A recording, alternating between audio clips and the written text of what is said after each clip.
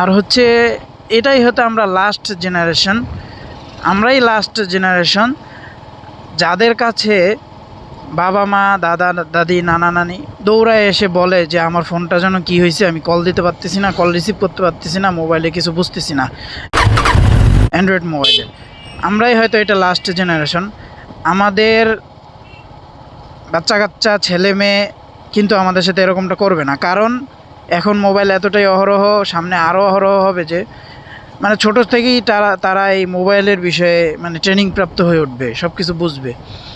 কিন্তু আমাদের বাবা মা দাদা দাদি নানা নানি যারা আছে তারা কিন্তু ওই লাইফটা পায় নাই, মোবাইলের লাইফটা।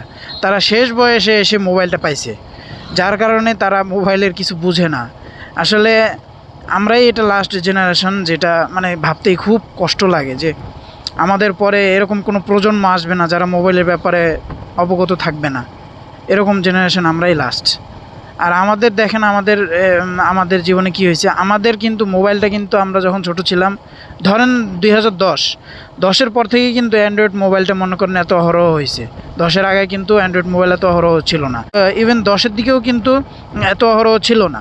10-এর পরে ধরেন 12-13-র দিকে হ্যাঁ অ্যান্ড্রয়েড মোবাইলটা বাজারে আসা শুরু হয়, এই আর কি।